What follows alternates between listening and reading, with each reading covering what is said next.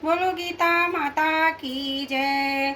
ओम श्री परमात्मने नमः। श्रीमद् भगवद गीता द्वितीय अध्याय 97 श्लोक।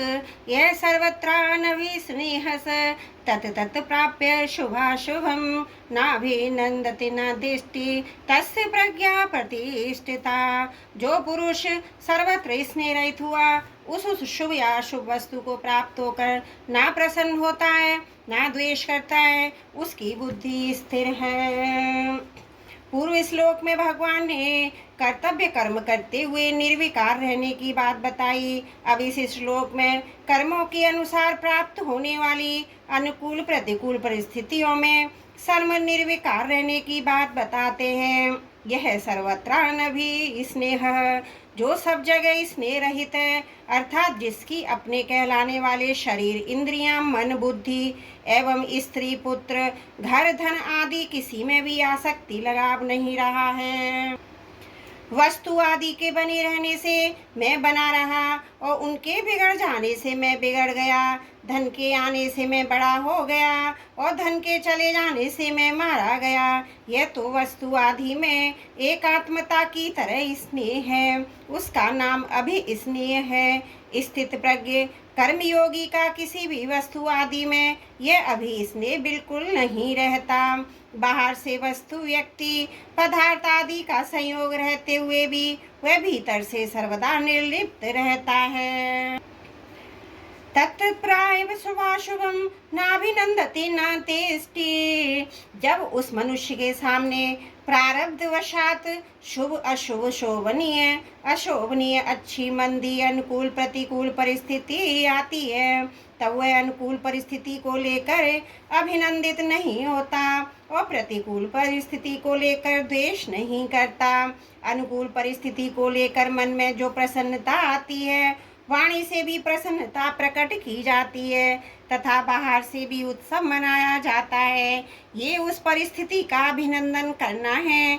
ऐसे ही प्रतिकूल परिस्थिति को लेकर मन में जो दुख होता है, खिन्नता होती है, यह कैसे और क्यों हो गया, यह नहीं होता तो अच्छा था, अब ये जल्दी मिट जाए तो ठीक है, यह उस परिस्थिति से द्वेष करना है। सर्वत्र स्नेह रहित निर्लिप्त हुआ मनुष्य अनुकूलता को लेकर अभिनंदन करता और प्रतिकूलता को लेकर द्वेष नहीं करता।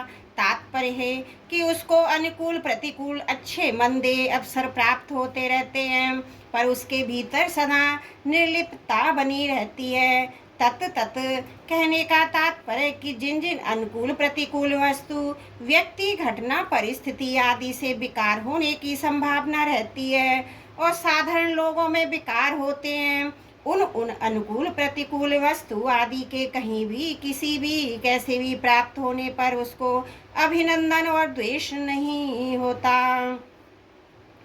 तस्य प्रज्ञा प्रतिष्ठिता, उसकी बुद्धि प्रतिष्ठित है, एक रस और एक रूप है। साधना अवस्था में उसकी जो व्यवसायिका बुद्धि थी वह परमात्मा में अचल अटल हो गई।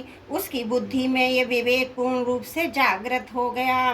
संसार में अच्छे मंदे के साथ वास्तव में मेरा कोई भी संबंध नहीं है, कारण कि अच्छे और मंदे अवसर तो बदलने वाले हैं, पर मेरा स्वरूप ना बदलने वाला है। अतः बदलने के साथ ना बदलने वाले का संबंध कैसे हो सकता है।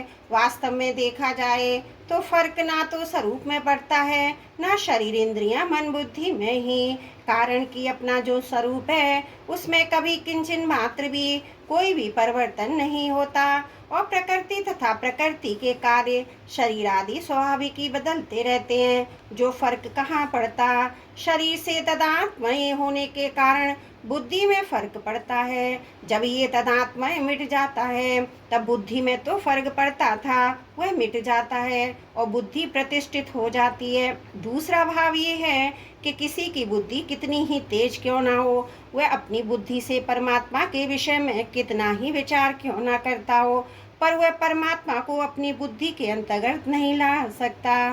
कारण की बुद्धि सीमित है, परमात्मा असीम अनंत है।